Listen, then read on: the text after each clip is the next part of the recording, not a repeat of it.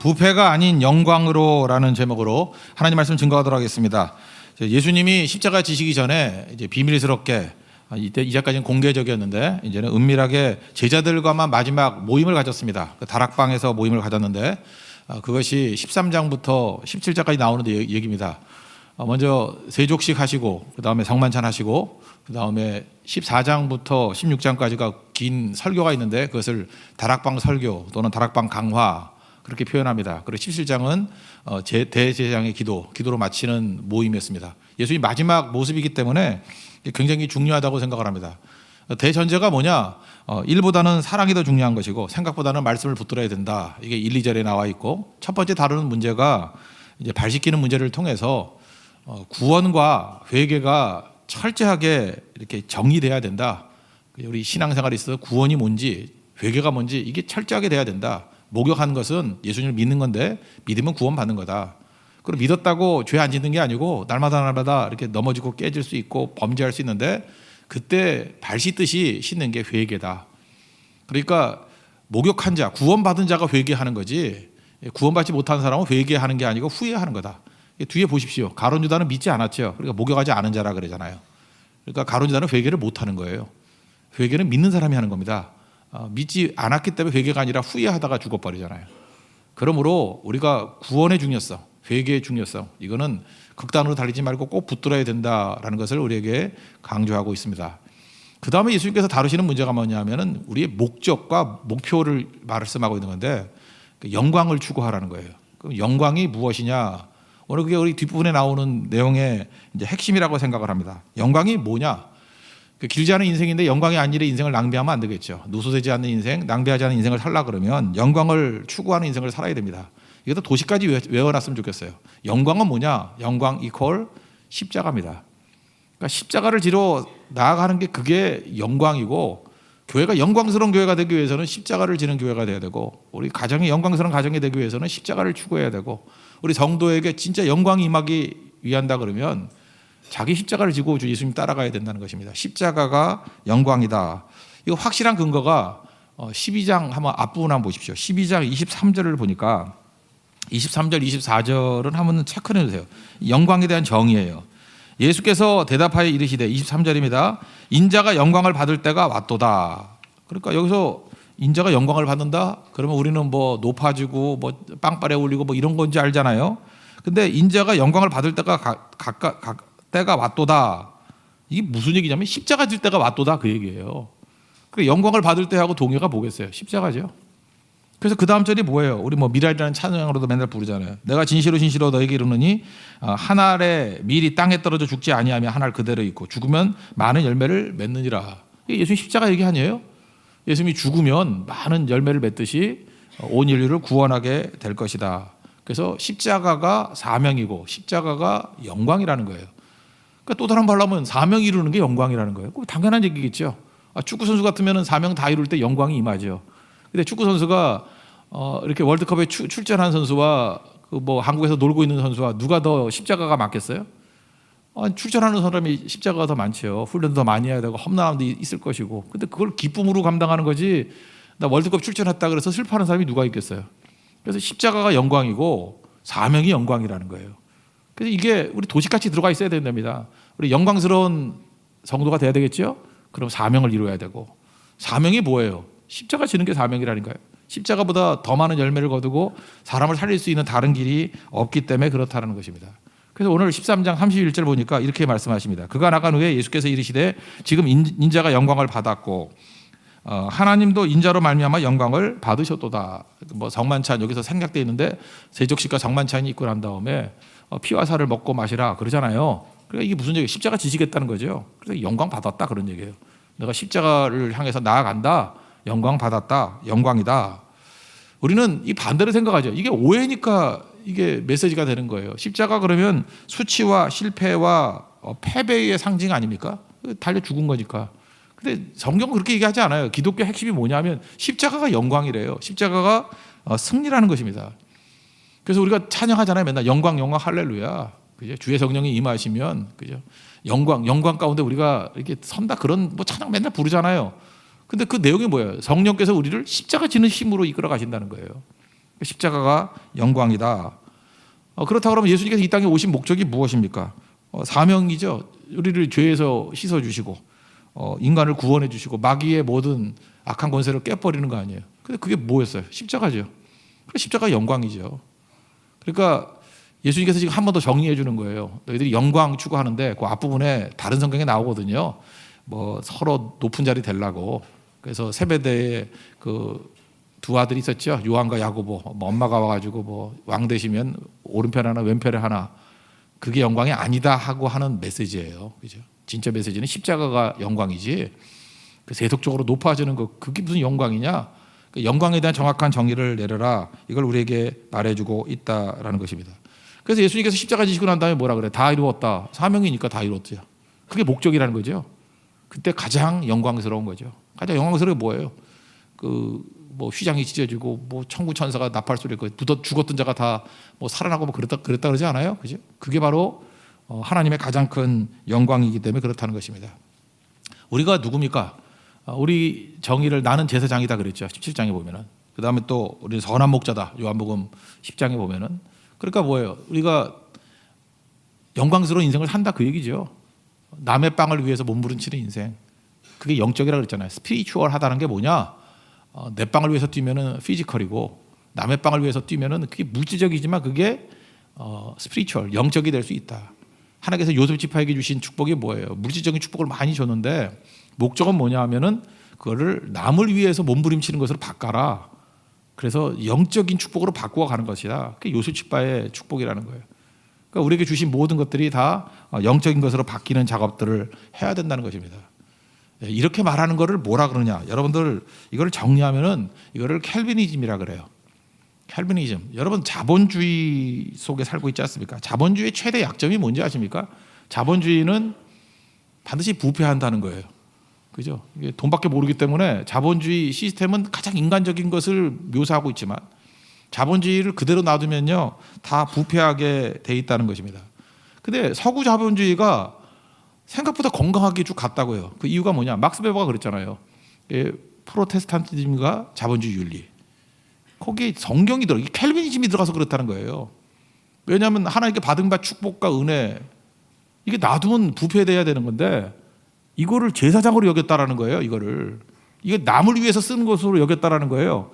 그래서 그 노블레스 오블리제 이게 그 캘빈이즘에서 나온 거 아니에요? 가진 자의 책임이라는 거예요. 책임. 그래서 졸부가 되지 않아요. 뭐 돈 좀 벌었다고 뭐 스포츠카 사고 뭐 돈 좀 벌었다고 무슨 뭐 몇천만 몇 억짜리 시계 사고 이러지 않아요.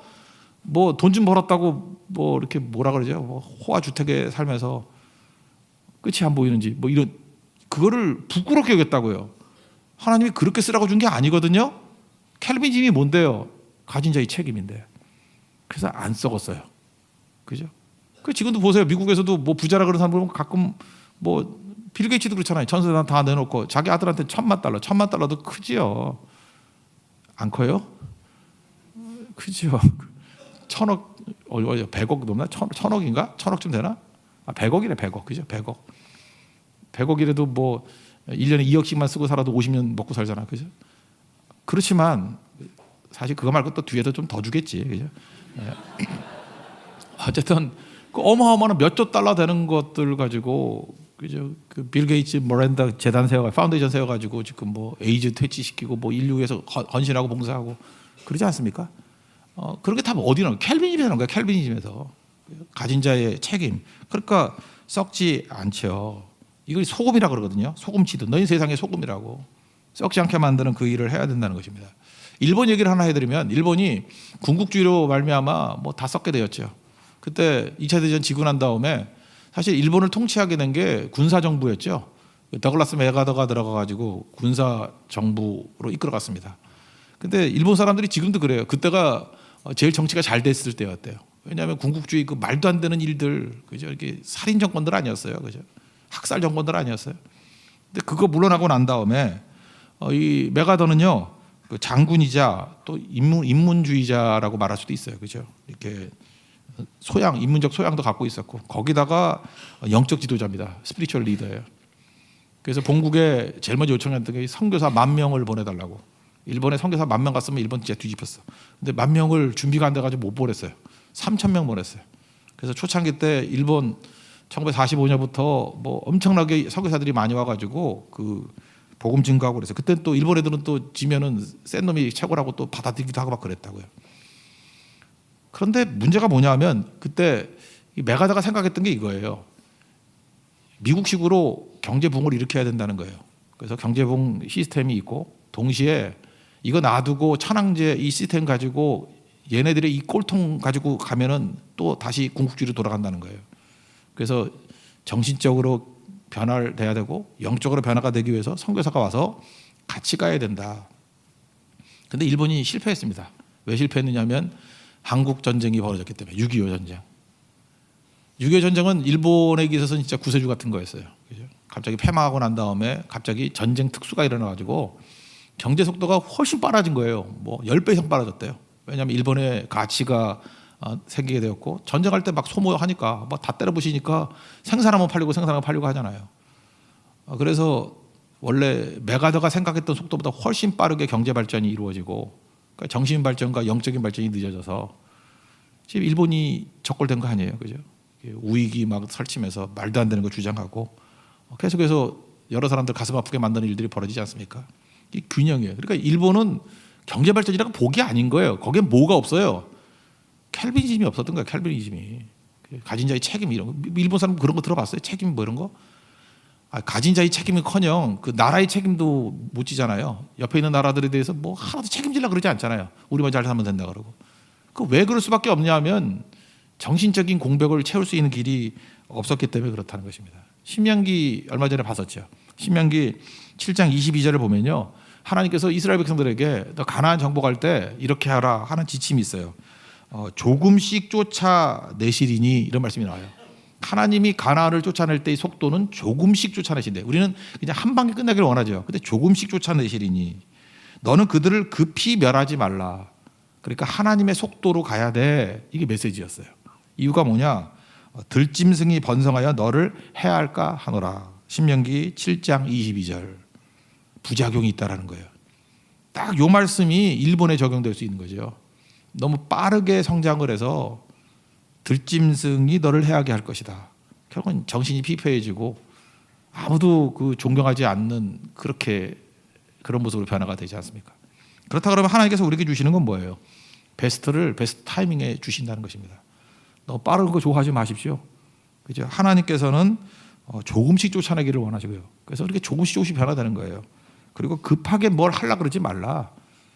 내가 변화가 빨리빨리 되면 하나님께서 그 속도로 주시는 거고 변화를 꼭 뭐 허구한 날 불순종하고 뭐 간단한 거 하나 주일 성수 하나 하는 것도 뭐 깨우치는 10년 걸리고 그러면 그 속도로 하나님께서 여러분 이끌어 가신다는 거예요.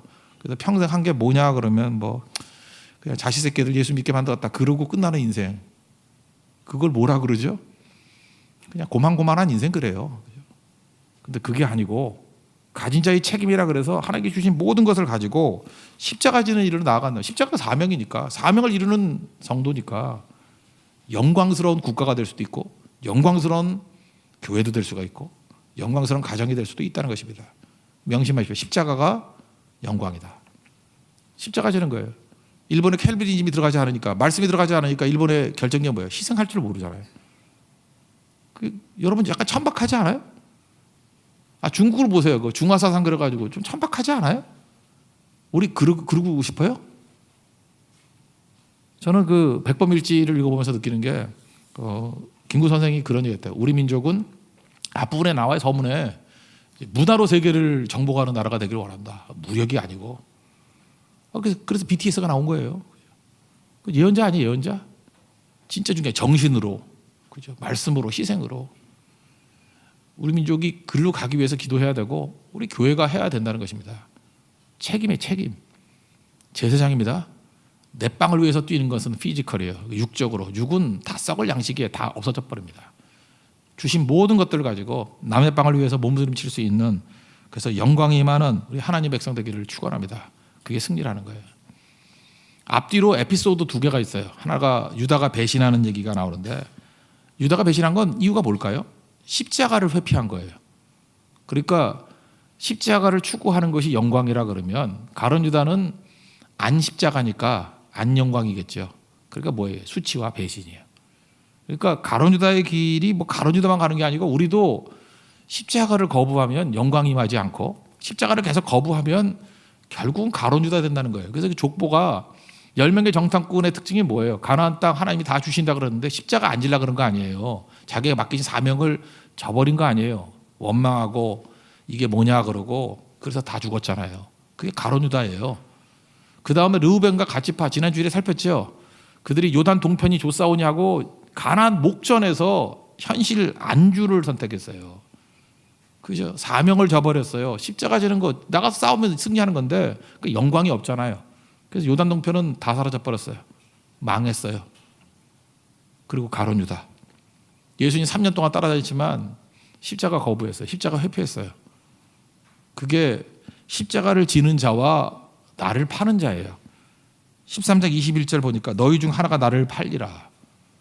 여러분 지금도 우리 둘 중에 하나예요. 신앙에는 회색지대가 없습니다. 예수님 파는 자가 되든지 수치와 배신이에요. 나를 따르는 자 되든지. 나를 따르는 게 뭐예요? 십자가 지는 거예요. 십자가를 지고 나를 따를 것이다. 그러니까 무조건입니다. 여러분들 말씀이 뭐냐면 우리에게 영광을 보장해요. 그 십자가 지고 나가야 된다는 것입니다. 십자가 지는 하나님 백성 되기를 바랍니다. 그 다음에 이 영광에 대한 그 뒷부분에 붙는 메시지는 베드로 배신이에요. 그죠? 베드로 배신. 베드로가 이러잖아요. 그 36절 보니까 내가 지금은 따라올 수 없으나 후에는 따라오리라. 그랬더니 또 베드로는 또 큰 소리의 왕이니까 그죠? 내가 어찌하여 따라갈 수 없습니까? 그 주를 위하여 내 목숨 버리겠습니다. 뭐 이러니까 그런 소리 그만하고 다가오기 전에 너 3번 부인해. 뭐 이런 얘기 나오잖아요, 그죠? 이게 마지막 장면인데 그 지금은 왜 십자가를 질 수 없죠? 질 수 없는 이유가 뭐냐? 여기 잘 보세요. 일단 베드로하고 가룟 유다의 차이점이 뭐냐? 둘 다 배신 비슷한 것 같은데 목욕 얘기로 다시 돌아가 봐요. 베드로는 목욕한 사람이에요. 베드로는 믿은 사람이라고 예수님을 믿은 사람이라고 그러니까 구원이 임한 거죠. 그래서 그가 믿는 자가 넘어지고 깨지는 건 회개 차원이야. 발 씻으면 되는 문제예요. 그런데 가룟 유다는 목욕한 자가 아니라 그랬잖아요. 다는 아니라고. 그러니까 믿은 적이 없는 사람이에요. 이건 우리는 모르지만 믿는 것 같이 보였지 가룟 유다는 예수를 믿은 적이 없어요. 그러니까 믿지 않았기 때문에 불가능하게 회개해요. 회개 아무나 하나? 회개를 아무나 하는 게 아니에요. 회개를 믿는 자가 하는 게 회개예요. 목욕한 자가 하는 게 회개예요. 회개 못하고 후회하잖아요. 그래서 죽는 거예요. 그래서 우리가 꼭 붙들어야 될 게 뭐냐 하면 1차는 이거죠. 예수님 믿는 거예요. 그래서 구원이 확증되는 거. 그게 목욕한 자예요. 그리고 그런 사람들에게 야, 좀 예쁘게 살아라. 그게 날마다 회개하는 거고. 극단으로 가지 말라는 것입니다. 가룟 유다 같은 사람을 향해서 외칠 게 뭐죠? 이 사람은 회개의 문제가 아니에요. 예수님 믿으라는 문제지. 이건 선교의 문제죠. 영혼을 놓고 붙드는 문제가 돼야 된다라는 것입니다. 그런데 잘 보세요. 베드로가 예수를 믿었어요. 목욕했어요.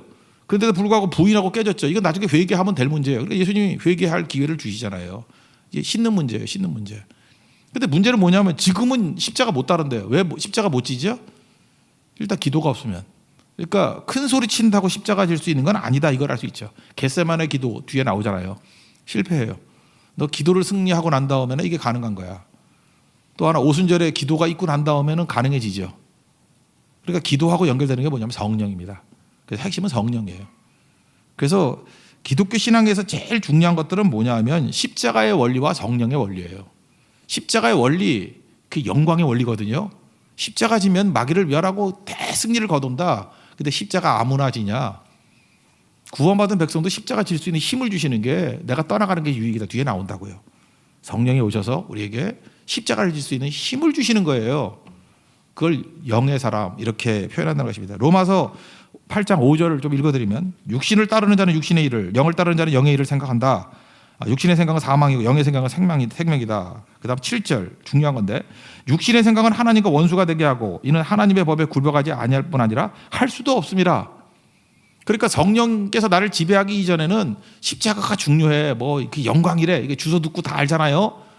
그래도 그 길 못 가요. 그 길 갈 수 있는 힘은 누가 주셔요? 성령이 주신다고. 그래서 성령 얘기 나올 때마다 맨날 터져나오는 게 영광이에요. 영광 할렐루야. 그냥 십자가 지게 만든 거예요. 성령 충만함이 뭐예요? 눈 뒤집어지고 맨날 손 들고 무슨 이상하게 뭐 엑스터시 같은 현상 벌어지는 게 아니고 성령 충만할 때 나타나는 현상은 뭐냐면 십자가 지게 만드는 거예요. 십자가. 사도행전 보세요. 성령 충만해서 다 했던 게 뭐예요? 사도 바울도 죽는다 그래도 죽음을 각오하고 십자가 지러 나아가잖아요. 그게 성령이 이끄시는 길이라는 거예요. 그래서 결국은 성도는 두 가지 원리로 살아갑니다. 성령의 원리와 십자가의 원리. 성령은 뭐예요? 십자가 질 수 있는 힘을 주시는 영이에요. 십자가는 뭐예요? 마귀의 모든 것들을 멸하고 목적을 이룰 수 있는, 사명을 이룰 수 있는 영광이에요. 그래서 기독교는 영광, 기독교는 십자가, 기독교는 성령. 이 모든 과정에 있어서 기도가 필요한 거고. 이거 살라는 거예요. 예수님께서 설교하시기 이전에 이런 가장 중요한 거, 구원의 중요성과 십자가의 중요성, 영광의 중요성, 영광이 무엇인지 이걸 알려주고 있다는 것입니다. 여러분, 우리 교회가 영광스러운 교회 되기를 축원합니다. 예, 모두 자리에서 나가겠습니다. 성령의 임하소서 찬양하겠습니다. 그리고 오늘 기도할 때, 오늘은 그냥 오늘 설교 그대로입니다. 하나님 성령의 능력을 받기를 원합니다. 그런 사람과 내게 주신 사명을 이룰 수 있는 십자가 지는 인생 되게 해주십시오. 그러면 인내가 필요하겠죠. 그다음에 또 강건해야 되니까 내 속과 밖을 치유해 주십시오. 그리고 홀로 뛰면 안 되잖아요. 우리 같이 뛸 수 있는, 우리 아영자매도 같이 뛸 수 있는 남자친구 어떻게 해달라고. 결혼 이런 거 놓고 기도하겠습니다. 혼자 뛰니까 외롭죠? 예, 혼자 뛰세요. 이렇게 그런 거 하겠습니다. 성령의 임하소서 찬양하겠습니다.